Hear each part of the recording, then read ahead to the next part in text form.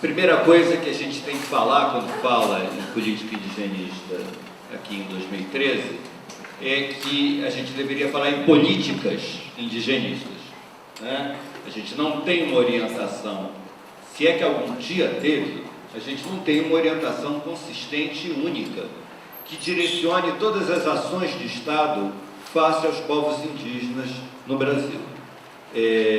A gente tem, desde a Constituição de 1988, os reconhecimentos dos direitos diferenciados dos povos indígenas, depois dos decretos do Collor e da progressiva implantação de políticas de 1991, ao longo de todos os anos 90, sobretudo a de educação e a de saúde, a gente tem uma progressiva dispersão que o movimento indígena, no final dos anos 2002, muito bem identificou, e num seminário promovido pela COIAB, pela POIME, né, realizado até lá no Museu Nacional com suporte do LACED, Bases para uma Nova Política Indigenista 2, formulou a ideia de um conselho deliberativo para as políticas indigenistas, participativo, que seria essa instância integrativa.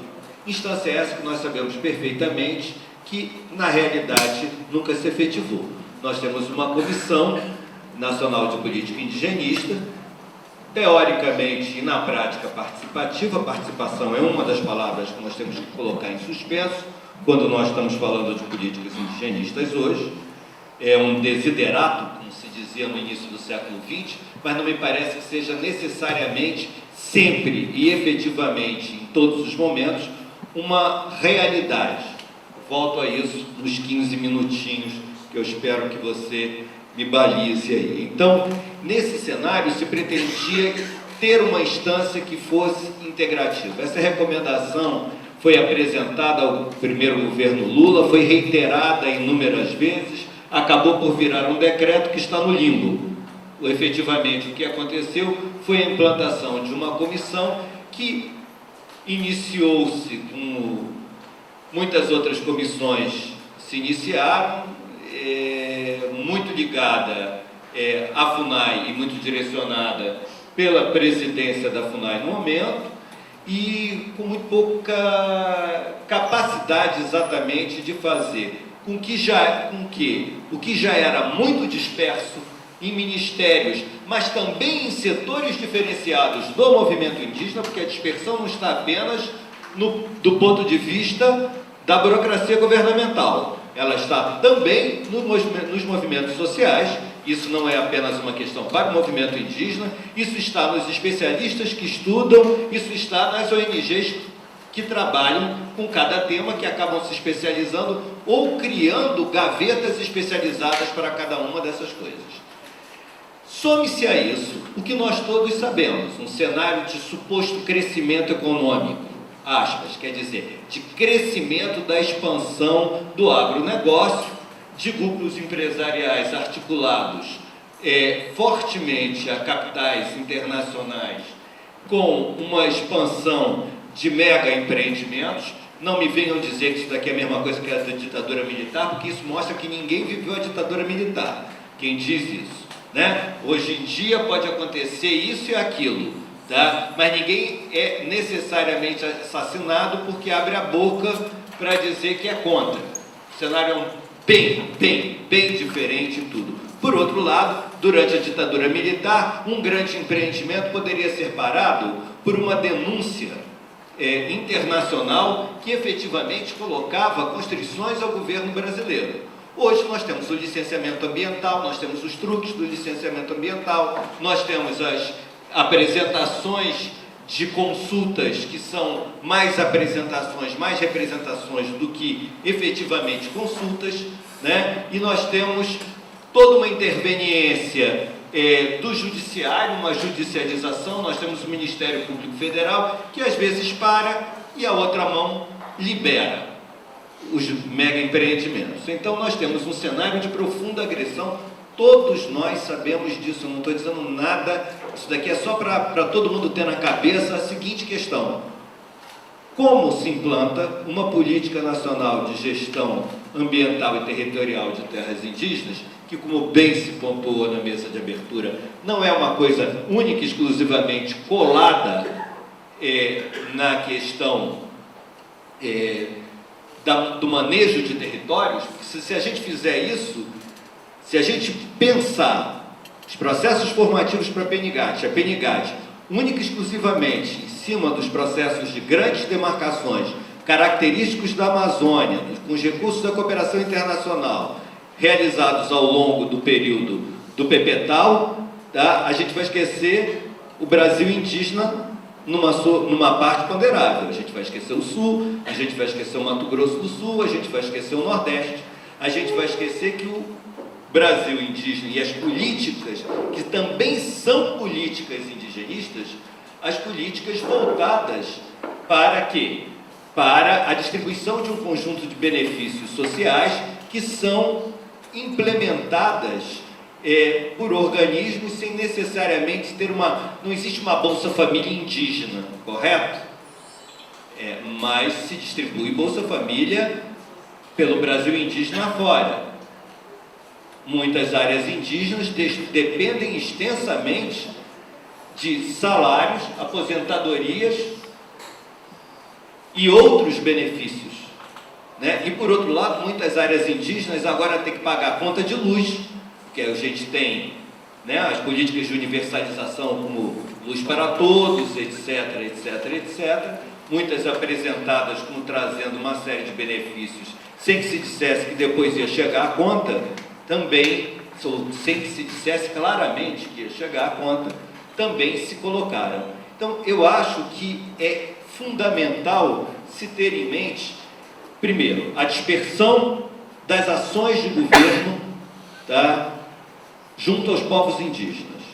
2, que essa fragmentação se reproduz no nível dos movimentos indígenas, no nível daqueles que acompanham intelectualmente, como pesquisadores, mas também que acompanham como interventores no nível de ONGs,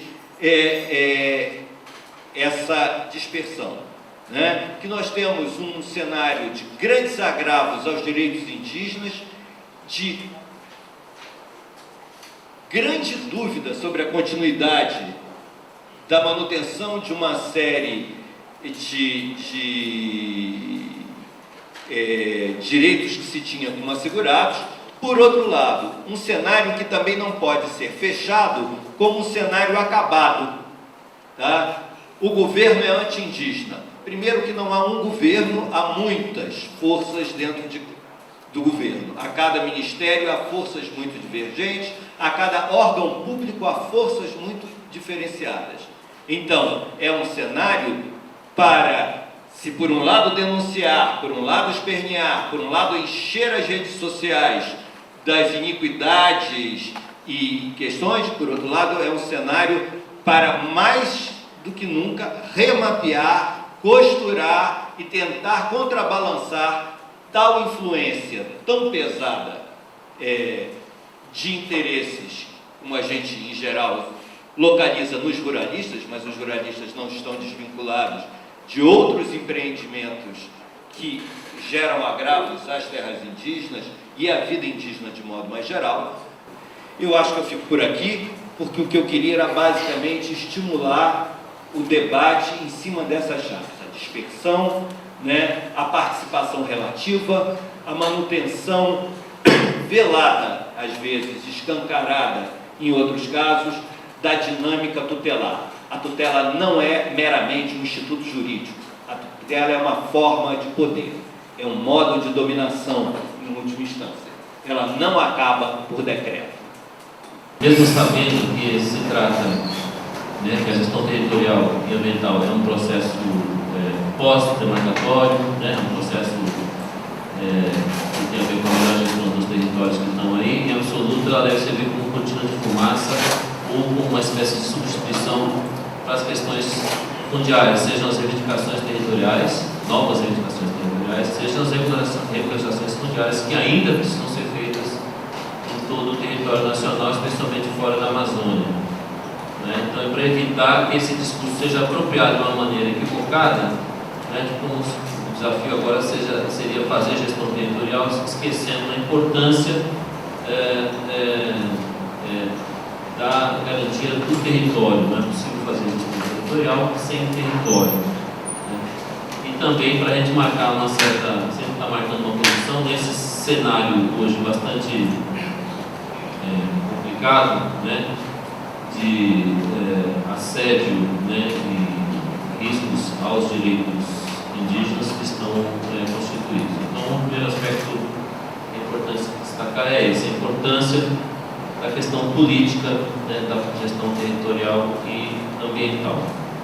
Outro desafio, já que nós estamos falando dos desafios, esse é o tema desse seminário, é fazer a PNGAT sair do papel, né? E esse é um desafio bastante importante e sério. E a gente, quando está falando de processos formativos, talvez a gente esteja investindo exatamente na questão mais importante para fazer uma política pública sair do papel, né? Formar os gestores responsáveis por essa política, formar as pessoas que estão envolvidas diretamente com a execução dessa política. Senão ela vira letra morta, como nós temos outras tantas políticas e legislações importantes e relevantes no Brasil que não saem do papel, né?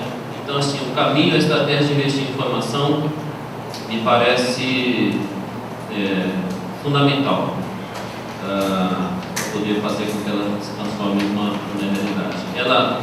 E garantir que a PNGAT continue com suas características originais, digamos assim. Então, uma política discutida de forma bastante participativa, talvez um dos exemplos mais importantes de participação indígena na construção de uma política, é uma conquista, portanto, do movimento indígena, com uma parceria grande com diferentes órgãos de governo. Portanto, ela tem uma característica que é bastante original e que a sua execução deve tentar, em alguma medida, reproduzir, né, essa participação plena dos povos indígenas. Do ponto de vista de governo, né, um dos desafios que a gente tem enfrentado, a gente discutiu isso muito no MMA, é sair da capacitação instrumental, pontual, para um processo de formação continuada e reflexiva, né? E essa é a proposta que nós estamos fazendo no curso de formação para a PNGAT, né, para gestores indígenas e não indígenas, para a implementação da PNGAT, sobre o qual a gente vai falar um pouquinho hoje à tarde, né? Então, a gente entende como uma conquista, digamos assim, garantir a implementação de processos continuados, permanentes, perenes, né, de formação para a gestão ambiental e territorial. Saindo um pouco da cultura da emergência, que acaba sendo, muitas vezes, caracterizando muitas vezes ações de Estado, que invariavelmente acabam priorizando ações mais emergenciais. A gente quer ir para além disso, quer realmente investir nesse processo de formação, e já temos alguns indicativos, apesar de esses processos estarem sendo iniciados mais recentemente, temos indicativos lá de impactos bastante positivos nesse processo de formação continuada, sobre o qual a gente vai falar mais tarde. Do ponto de vista da implementação desses processos formativos, né, existem ainda outras iniciativas para além dessa que a gente vai tratar à tarde, que é um processo de formação continuada, que também estão numa fase muito inicial, como, por exemplo, a formação de representantes indígenas em conselhos consultivos de unidades de conservação ou de representantes indígenas em comitês de bacia. Fundamentalmente desenvolvendo pequenas iniciativas que a gente pode também abordar na parte da tarde. E já pensando um pouco no final aqui da nossa intervenção, quer dizer, esse processo de formação, eu acho que ele parte do princípio de que não é uma ação isolada do Estado, é uma ação que pretende fortalecer estruturas, né, e estratégias de atuação em redes, todo o território nacional, fortalecendo as parcerias com a sociedade civil, com as universidades, né. Você vê que o seminário está organizado aqui um pouco dividindo essas tipos tipologias, né? Mas em última análise eu acho que as ações são bastante articuladas nesses três setores, devem ser bastante articuladas nesses setores. Então a gente entende que o fortalecimento dessas experiências locais, fortalecendo as atrações em rede, vão garantir não só a consolidação dessas experiências locais, mas a gente poder beber nessa fonte, poder fazer uma melhor intercâmbio entre essas diferentes experiências para dar uma escala para essas ações, escala de política pública, uma escala mais nacional, digamos assim. É assim que a gente entende dentro da CGGAN, a Coordenação de Gestão Ambiental da FUNAI, que a gente entende uma atuação em política pública, uma ação isolada, unilateral do Estado, mas uma ação articulada em redes com a sociedade civil e os demais parceiros. Com isso, acho que a gente ganha escala na implementação da política. Essa atividade, né, que está sendo desenvolvida aqui hoje de manhã, em larga medida, né, foi provocada, né, por enfim, foi resultado de uma provocação do LACED, mas que encontrou no IEB e em outros parceiros do Solo Fértil em função do compromisso que a gente já tinha, inclusive na forma de alguns projetos e iniciativas que a gente está desenvolvendo nessa área, um dos quais foi referido na intervenção do Jaime, né? Essa iniciativa aí dos cursos básicos, né, de formação em PEGAD, que estão sendo realizados em diferentes regiões do país, né, em diferentes ritmos, né, em função das diferentes circunstâncias regionais e da mobilização que logramos produzir nesses diferentes contextos. E quero começar dizendo que para nós isso tem sido um aprendizado, acho que tão grande para quantos participantes, né, da iniciativa.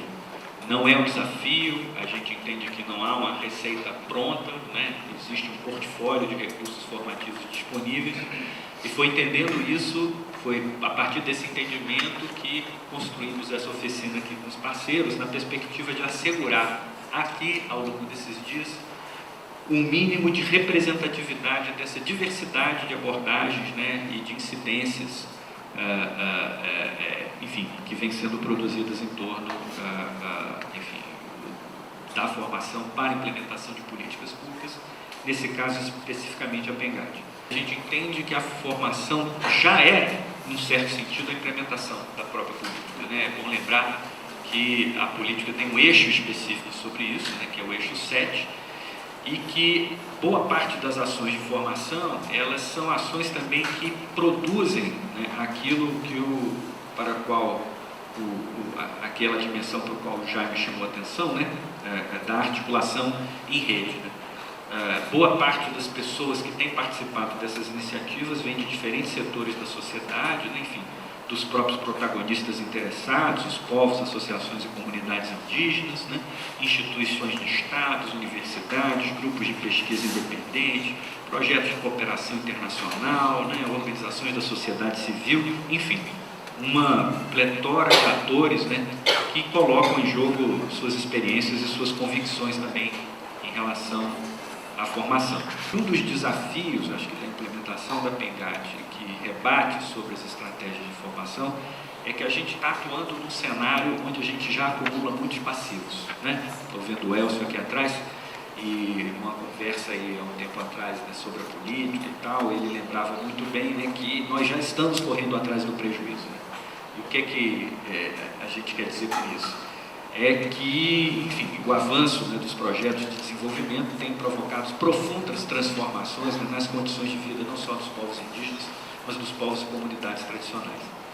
E a garantia dos seus direitos territoriais relacionadas, né, a uma abertura de diálogo e interlocução para discutir quais os melhores caminhos, né, para implementar ações de gestão e de garantia dos seus territórios, né, ela se dá num contexto onde essas pressões, né, se fazem muito presentes, mais em alguns contextos regionais do que em outros, mas de todo modo, mesmo regiões consideradas até pouco tempo como infensas, né, a projeção desse tipo de projeto já se percebe que não estão tão infensas assim, né? Então não existe Éden no Brasil, né? E é diante desse quadro nada edênico, né, que a gente tem que implementar essas iniciativas. Eu acho que tem várias coisas que é possível fazer aproximações, né? Uma primeira aproximação a ser feita é que ambas são construídas e foram informadas, subsidiadas por práticas e experiências em cursos que foram gestadas e conduzidas fora do governo, né? Acho que isso aconteceu na educação indígena e aconteceu também no caso da formulação da BNGAT, né? Uma segunda aproximação é que muito do que se tem praticado nessas experiências fora do Estado, em processos formativos para a gestão territorial, são tributárias de práticas formativas de professores indígenas. Essa é uma segunda aproximação importante. Então eu queria aqui, rapidamente, tentar fazer de forma bem sucinta, mas traçar um pouco o percurso das ideias e das práticas que balizaram a formação de índios como professores, e quando isso se transforma numa política pública, e aonde a gente chega com isso, como um referencial, talvez até como um alerta para a nossa reflexão sobre a formação em gestão territorial. A primeira ideia é justamente essa, a criação ou não de uma nova categoria social e profissional e o reconhecimento dos diferentes processos formativos. Então a gente viu nessas várias experiências, o Ciro vai falar aí em seguida, tem experiência para formar agente ambiental, agente socioambiental, agente agroflorestal, agente territorial e ambiental, com formatos, prazos, conteúdos, metodologias das mais diversas, embora haja vários pontos convergentes, embora em alguns lugares há uma absoluta clareza sobre que esses atores já são uma categoria social e precisam ser reconhecidos profissionalmente, ter um salário, para que a sua atuação no território seja reconhecida. Em vários outros lugares isso não é consenso, isso é um ponto de interrogação. Não se sabe nem se deve avançar no reconhecimento dessa formação e nem que isso chegue, resulte na criação de uma outra categoria social, inclusive na forma de um empregado do Estado. Um ponto também que foi apontado em relação para a PNGAT, que era esse o exercício, é o risco de homogeneizar um processo de formação e gestão territorial para todo o Brasil, desconsiderando o respeito às particularidades de cada povo e regiões e as diversas experiências em andamento. Então, um pouco aquilo que a gente vê quando vira política pública, a política pública tende a dar uma embrulhada na coisa e tratar o pacote de uma forma única, quando a gente tem visto entre essas 10 organizações, experiências das mais diversas, ricas, centradas em contextos locais, na história do povo e tudo mais. A necessidade de pensar processos formativos com uma estrutura curricular que valorize metodologias participativas na formação de pesquisadores indígenas. Então, esses agentes, esses atores são, antes de tudo, pesquisadores do seu território, do seu meio ambiente, da sua história, de prática, então são pesquisadores de aspectos da organização sociopolítica desses povos, para além daquela formação focada em aspectos somente técnicos e de manejo de recursos naturais. Então, assim, aqui para deixar bem claro, uma estrutura curricular voltada à formação de gestão territorial, ela não deve estar presa somente à ideia de adquirir conhecimentos no mundo dos brancos.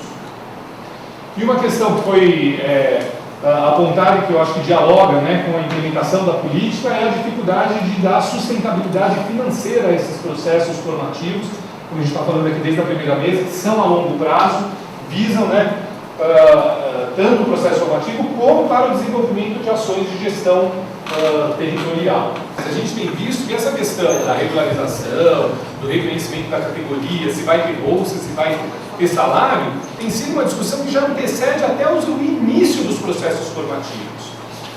Os caras querem saber o seguinte: você vai ter uma proposta de formação, você vai vem cá, eu vou entrar nessa proposta, mas eu vou ser formado em quê? Eu vou ter diploma, vou conseguir um salário, vou conseguir uma bolsa, ou processos que estão em andamento, num determinado momento, os índios param e elas falam: bom, mas eu vou ter essa formação aqui, mas e aí? Eu vou ter uma profissão, eu vou receber um salário? Então é uma questão que eu acho que a PNGAT vai ter que lutar, tem que avançar, tem que maturar ideias aí. Eu acho que todas essas experiências de formação de agentes ambientais, ou que nome tenha, Parecido também com a formação de professores, todas elas são muito ancoradas em práticas, né? Os professores estavam todos em sala de aula, então todo esse processo de reconhecimento até dos professores sempre se partiu de que era uma formação em serviço, era quase um pressuposto. Hoje você tem até pessoas que estão sendo formadas, que não estão em sala de aula, que, né, ou que vão para a universidade para se formar em licenciaturas, que não têm experiência docente e tal. Mas isso um pouco lá atrás, todo mundo estava em sala de aula.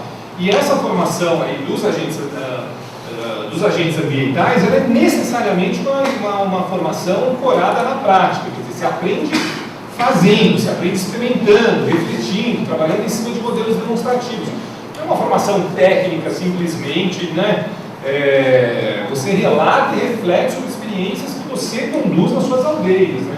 Os momentos de formação são momentos de reflexão sobre atividades práticas, né? De gestão do seu território. A gente passou longo tempo no processo colonial com um conceito de reserva indígena e terra indígena muito forte, né? E, de certa maneira, isso culturalmente até hoje fica impregnado em nossas mentes e em nossas práticas, né?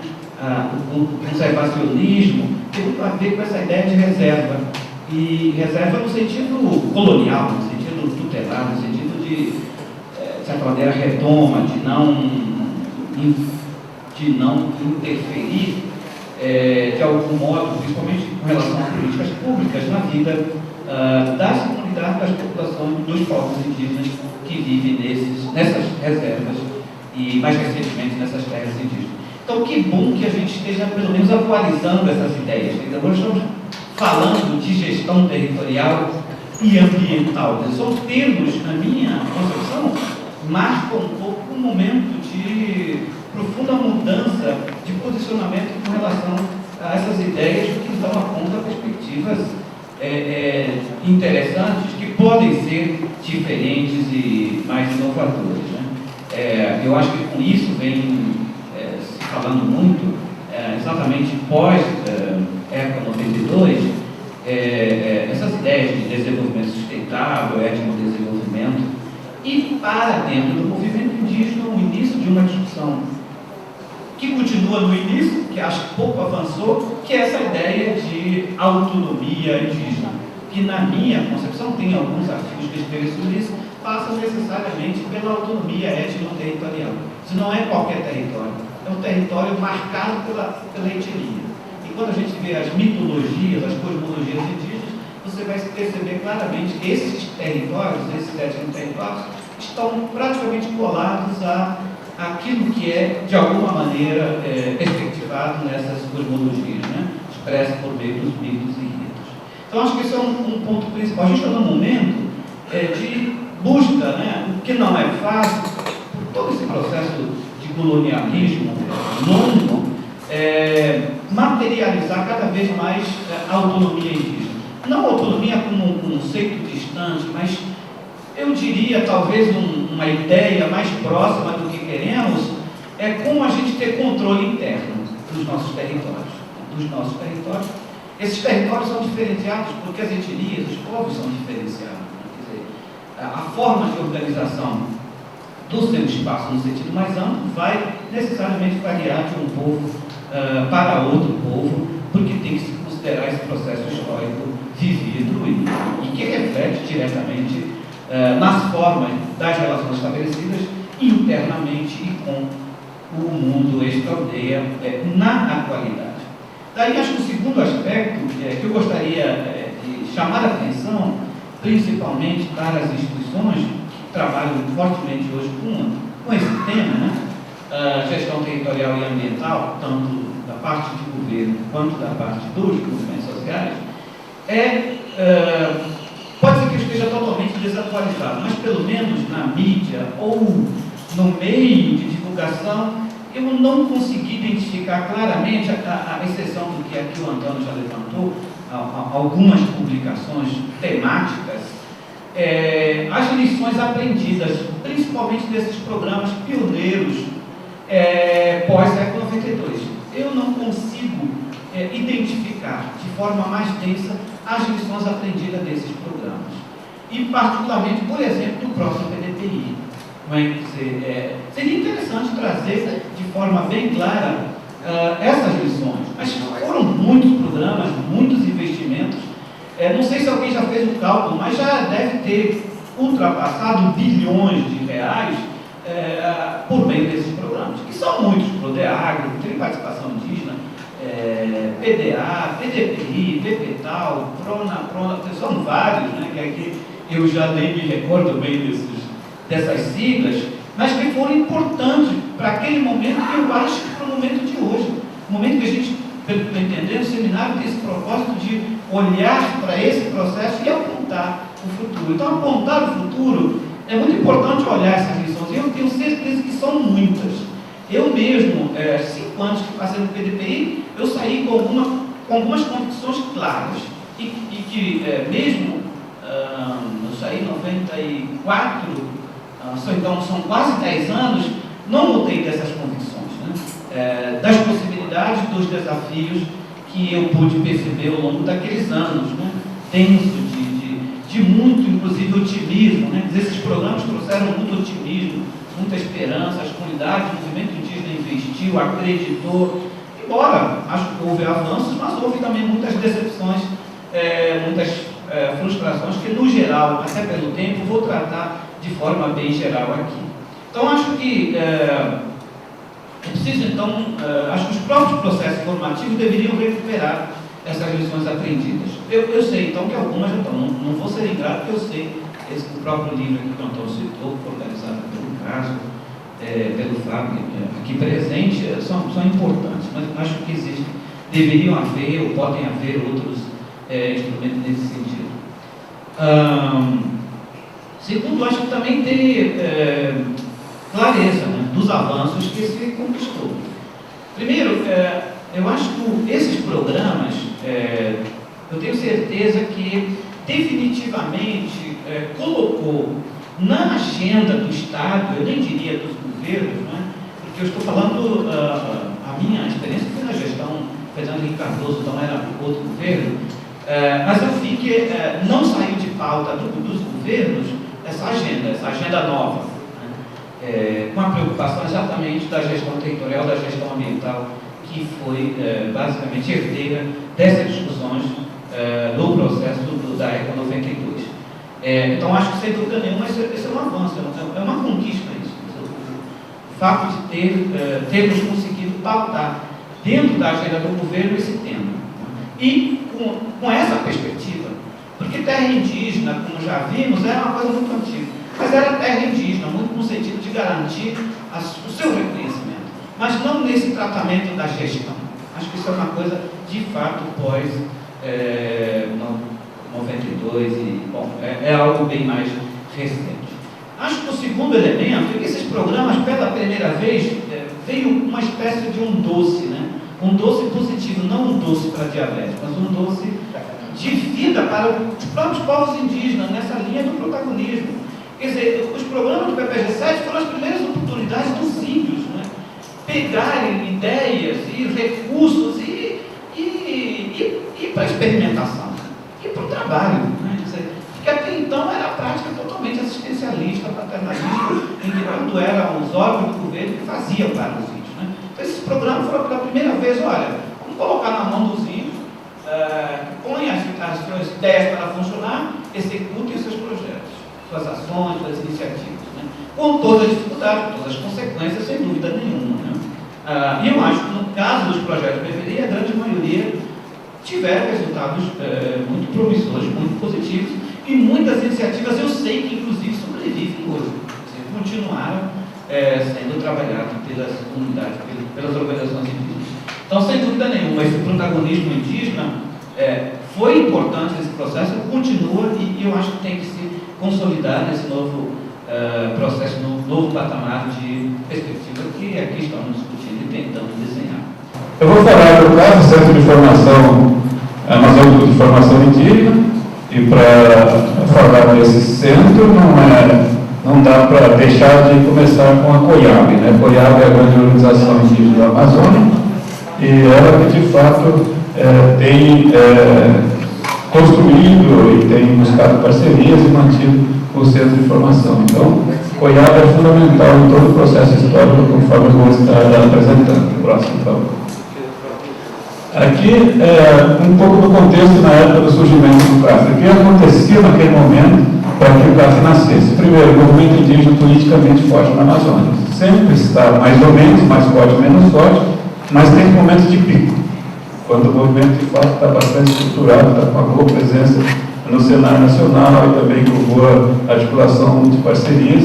Então, apoiar naquele momento era muito forte na Amazônia. Estava em um momento crescente ainda, né? Também.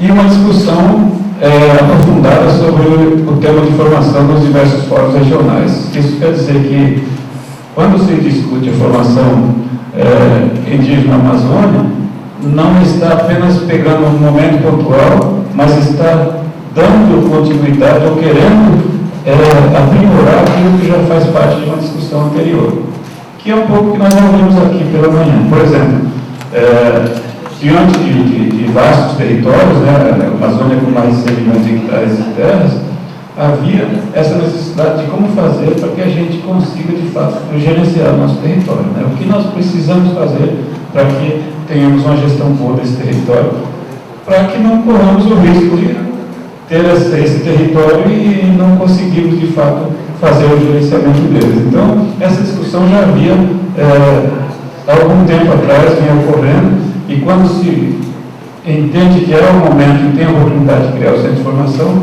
todo o processo é conduzido por um histórico anterior.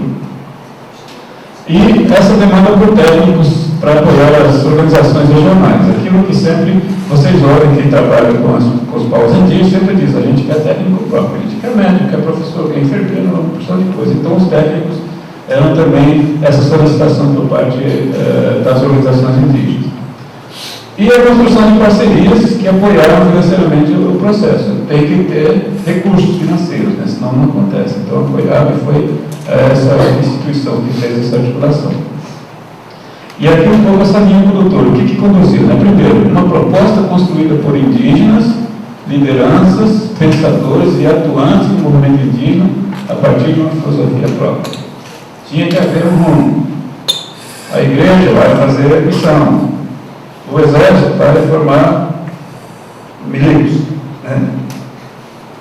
O movimento indígena, através do seu centro de formação, vai, a partir da sua ideologia, formar seus próprios técnicos, construindo a partir daquilo que essas lideranças pensavam. Então, esses líderes tradicionais, aqueles envolvidos no movimento, foram muito importantes para essa fase de construção.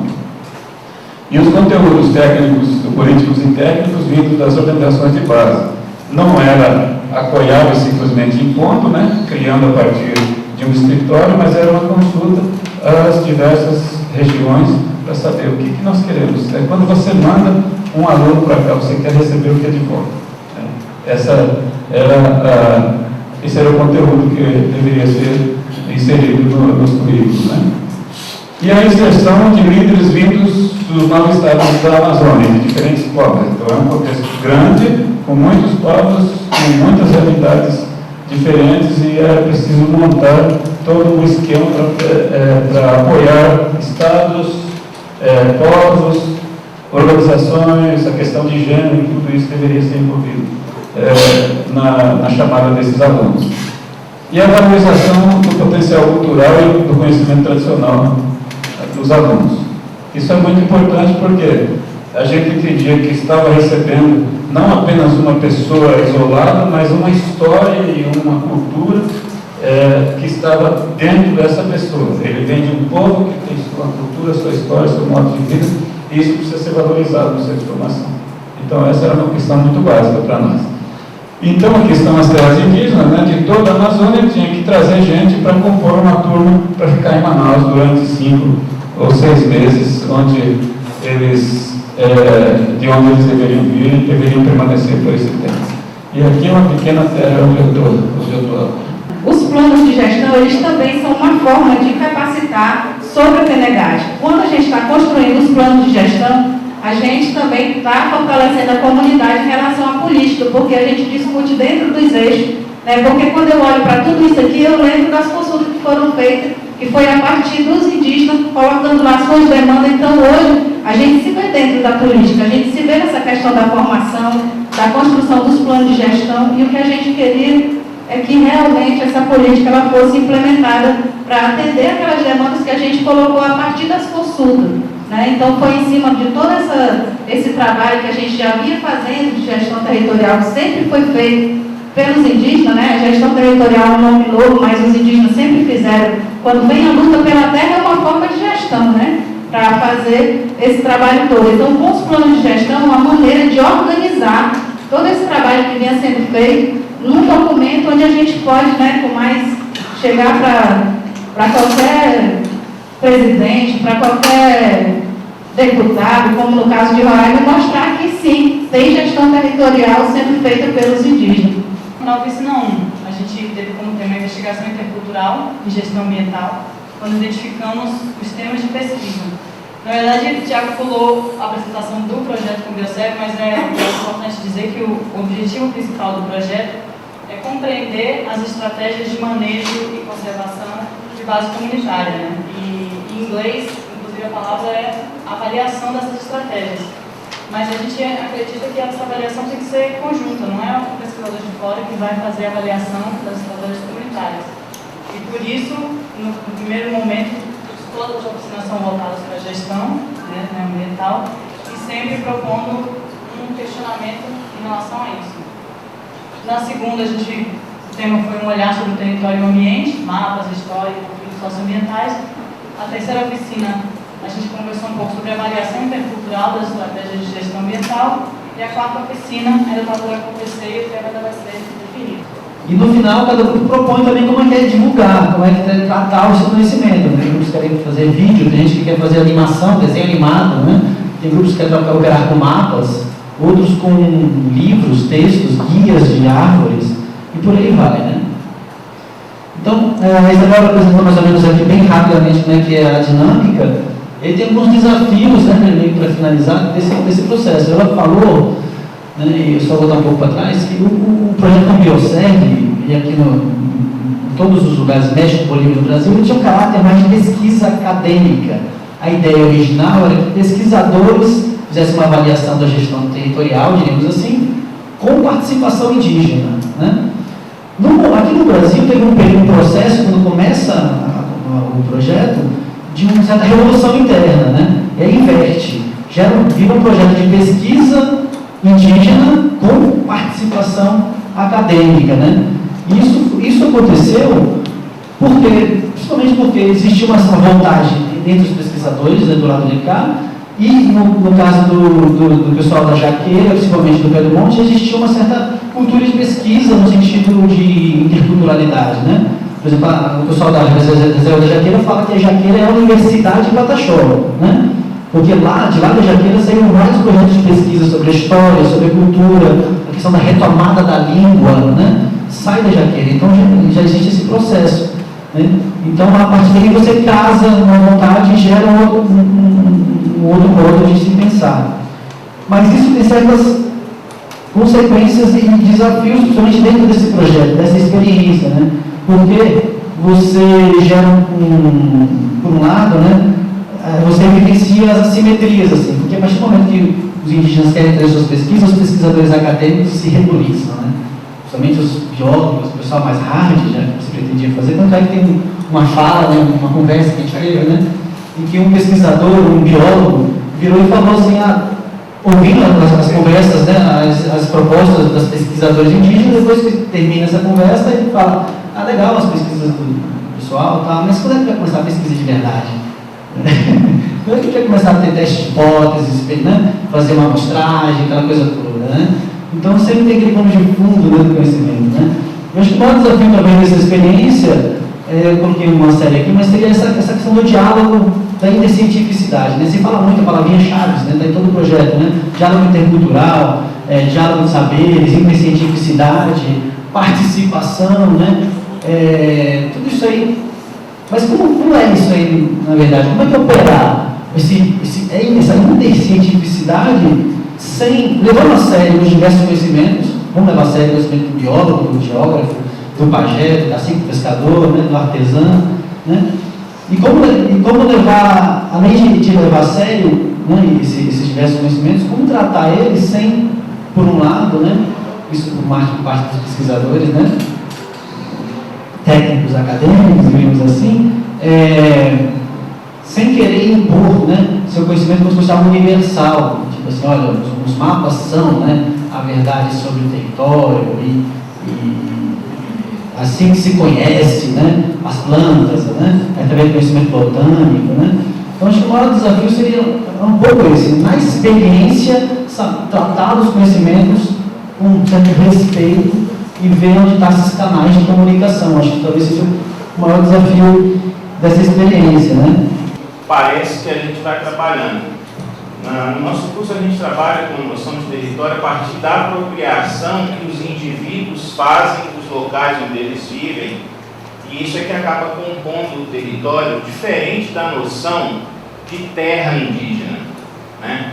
Isso me preocupa um pouco quando a gente vai falar da gestão territorial e ambiental, de que território nós estamos falando, desse território que é apropriado pelas comunidades indígenas e que, de acordo com a nossa experiência lá, por vezes ele não coincide com a terra indígena assim demarcada, e aliás, nem há necessidade dessa questão da demarcação física da terra indígena, do reconhecimento dela, ou se nós vamos falar de território a partir do que os indivíduos se apropriaram como seu território. E aí a gente pode estar falando, inclusive, de cidades, de municípios, porque as cidades vieram depois, os municípios vieram depois, os territórios já estavam apropriados antes disso. Então eu gostaria de ouvir os comentários de vocês a esse respeito. Obrigado.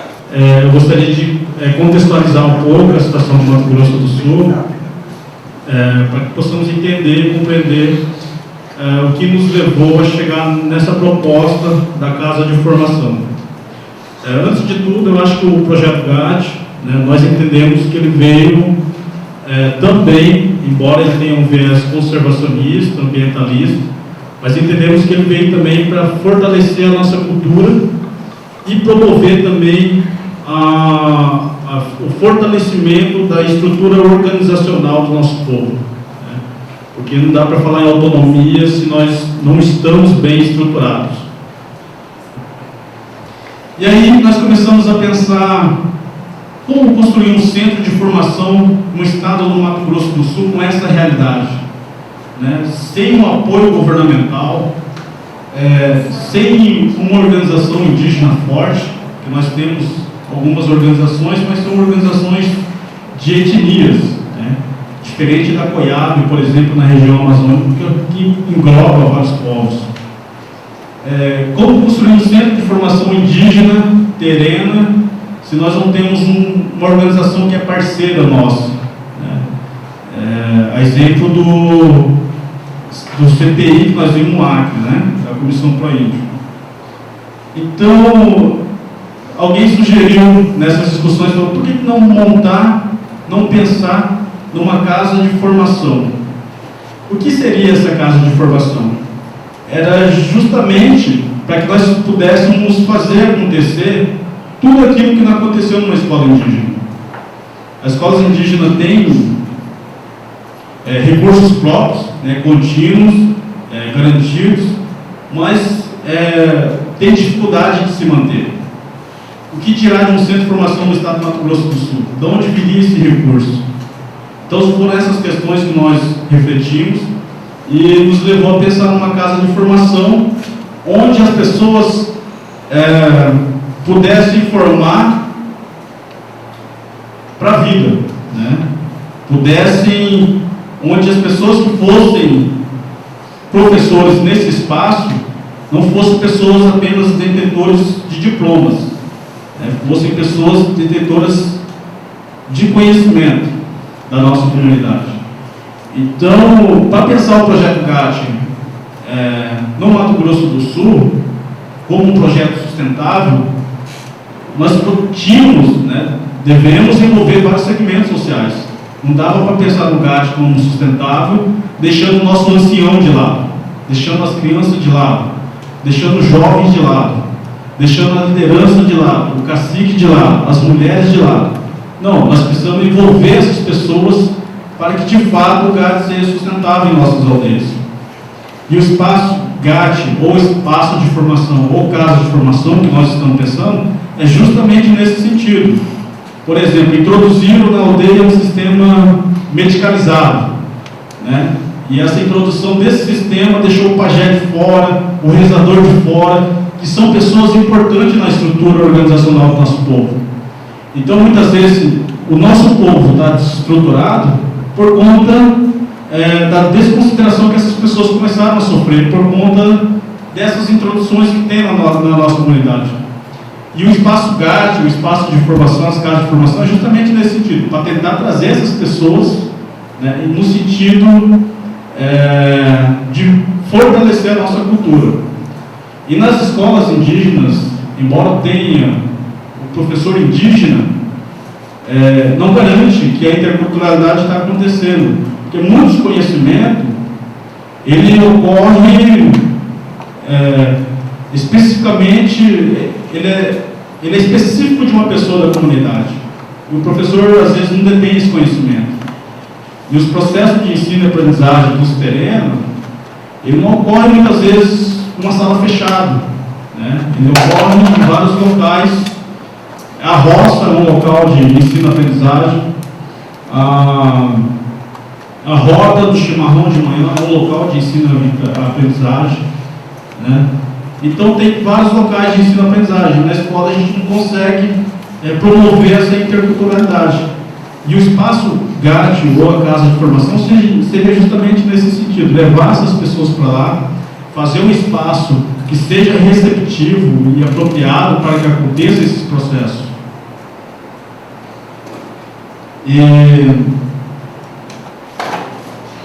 Então, o sentido da casa de formação era justamente isso, promover o desenvolvimento no interior da pessoa, né, para que essa pessoa tenha capacidade de tomar decisão e mudar a realidade do seu povo. Não promover um desenvolvimento externo. Acho que esse é um dos principais sentidos das casas de formação que nós pretendemos construir. E na casa de formação, nós acreditamos que vamos ter várias linhas de formação, né? Formação em medicina tradicional, direitos indígenas, agroecologias, práticas tradicionais de manejo, artesanatos, informática, gestão de projetos, várias linhas de formação, justamente porque os problemas que nós encontramos nas nossas comunidades, elas são originadas por conta de vários fatores. Então, se nós vivemos numa rede, né, e os problemas vêm por diversos fatores, a resposta que nós temos que dar para o problema precisa ser sistêmico também, né? Precisam ter várias linhas de formação acontecendo. Então, o espaço de formação seria nesse sentido, de realmente potencializar a nossa comunidade, potencializar o nosso povo para conseguir dar nova resposta a essa realidade. Vou falar da experiência de Roraima, ela parte de uma necessidade da gestão territorial dentro das terras indígenas. Ela não parte de simplesmente a gente quer ter mais uma formação, mas uma formação que já era uma necessidade de monitoramento e vigilância das terras indígenas. Nós não temos capacidade dentro do poder público, dentro do governo, de fazer esse trabalho de monitoramento e vigilância, né, dentro das terras indígenas. São os indígenas que fazem. E há momentos que eles se deparam com situações que eles precisam estar preparados para poder, né, atuar, agir em relação às leis, que é os seus direitos, os seus deveres. Então, foi nesse sentido que a gente trabalhou em Roraima os agentes territorial e ambiental, né? Então, essa formação é uma formação por necessidade e demanda das comunidades, porque o projeto, quando ele vem de cima para baixo, a base muitas vezes não dá certo. Mas quando a base demanda, é porque há uma necessidade, como em várias outras áreas também, né? Os professores não são diferentes. Quando os professores começaram a ser formados, que escola temos, que escola queremos? Foi nesse sentido que começou a formação dos professores indígenas, para ter um calendário diferenciado dentro das terras indígenas, né? Então, assim, o que motivou a gente a trabalhar com a questão das crianças no PGTA foi envolver, porque o plano de gestão a gente entende que ele é uma coisa vitalícia, ele é para o futuro, né? Então, as crianças, o mais velho que teve lá a experiência que contou, ele pode não estar mais dentro da comunidade, mas a criança já começou a incorporar isso e no futuro ela conhece o plano de gestão que é construído dentro das comunidades junto com eles. O Gerson ontem recuperou na fala dele a importância, por exemplo, do PDPI e a falta de reflexão que o PDPI, sobre o PDPI, e o que isso deixava de lacuna, por exemplo, para a gente entender melhor os caminhos de aprendizagem da participação indígena. Eu acho que isso valeria também para a política de educação, para a política de saúde. Em suma, eu vou transformar os pontos que a gente sinalizou aí ontem em perguntas, porque eu acho que as perguntas que eu vou fazer têm a ver com os pontos que foram apresentados. Então, se eram experiências pilotos, como é que a gente consegue? Uma das coisas que a gente também viu foi a dinâmica homogeneizante das políticas e das instituições que respondem a uma administração pública governamental. Eu não diria que apenas a administração pública governamental. Eu acho que a cooperação técnica internacional e as agências de fomento também têm seus padrões de enquadramento das experiências. Então, como é que se dá escala a experiências piloto? Como é que é possível dar escala sem cair na homogeneização que as dinâmicas de administração estatal produzem?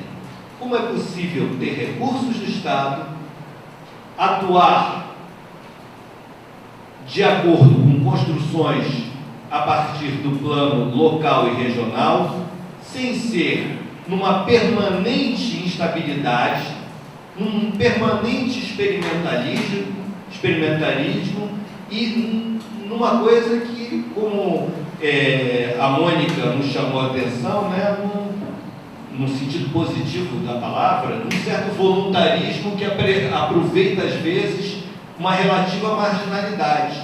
Como é que é possível, então, fugir do lado homogeneizante das dinâmicas estatais? O Antônio Dari também chamou a atenção disso dentro das universidades, e, ao mesmo tempo, conseguir operar com recursos governamentais, que, afinal de contas, são os recursos que mais duração têm. Os problemas que possam ter tido a expansão da política de educação durante os últimos anos, uma política que era uma política para poucos grupos, executada por mecanismos bastante restritos. Tudo bem que se podia ter construído a política de outra forma, mas a realidade não foi essa. Por outro lado, a gente teve um alastramento da política, indiscutivelmente. Eu acho que hoje, critique-se o que se criticar, e tem muito a criticar, há uma dispersão de escolas indígenas e de recursos para a educação, com milhares de problemas, com falta de avaliação, uma lavagem de mãos. O Gerson uma vez apontou isso numa palestra que deu, que a gente aí está colocando como uma videoaula, de como o MEC lavou as mãos da implantação da política de educação indígena, não sei se eu estou reproduzindo bem sua ideia, mas no sentido de acompanhar a implantação da política. Eu acho que a gente poderia dizer a mesma coisa da área da saúde, que está, todo mundo sabe, caótica. Então, como é que a gente pode não repetir isso no caso da PNIGAD, e em especial, qual a importância dos processos formativos nisso? Como é que a gente pode não repetir os erros de implantação de outras políticas e não ficar daqui a algum tempo chorando as mesmas pitangas, algumas muito previsíveis, quando essas políticas começaram a ser implantadas? E eu não estou falando da implantação recente da política de educação, não. Estou falando desde lá dos anos 90. Né?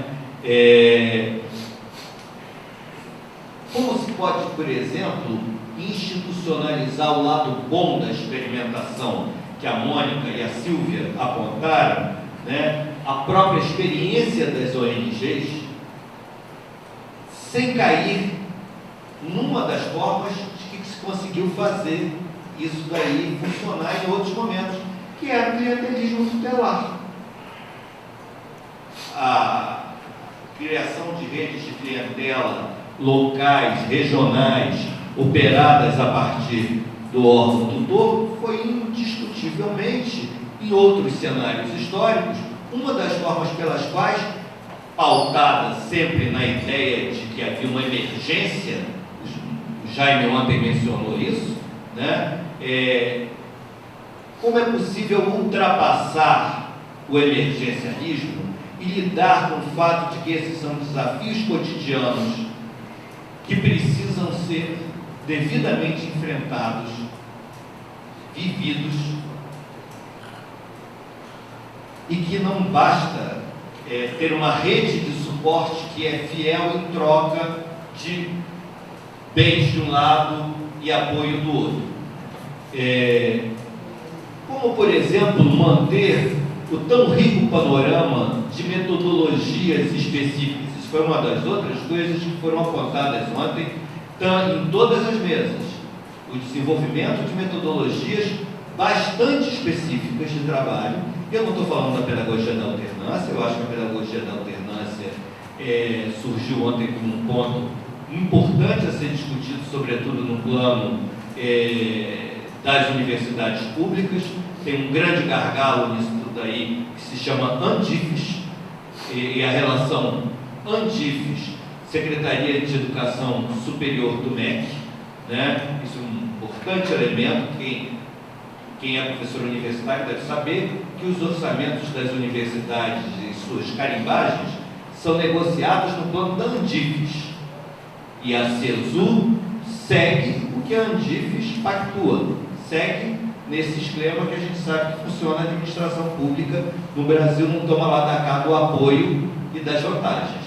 Então, este é um cenário que, se não se forçar os reitores a lutarem pelas coisas que se quer, os reitores vão ter sempre o álibi de dizer: ah, mas a gente não pode por isso, não pode por aquilo. Os reitores podem mais do que às vezes dizem, e às vezes podem menos do que a gente deseja. Então, como é que a gente consegue manter nesse cenário governamental, não governamental, seja universidade, seja administração direta, como é que a gente entrelaça esses diversos processos formativos no plano das metodologias, das temporalidades e da certificação? Como é que a gente faz, por exemplo, uma instituição complicada como o Conselho Nacional de Educação, certificar, reconhecer cursos realizados como, por exemplo, já estava chamando a atenção de que a FUNAI vai se articular, ou o Comitê Gestor da PMCAD vai se articular a universidades para a certificação, né? O problema é que, dependendo do curso, até para as universidades fica difícil certificar. Então, vão começar a surgir as adaptações, e as adaptações muitas vezes levam às corruptelas das ideias inicialmente pensadas.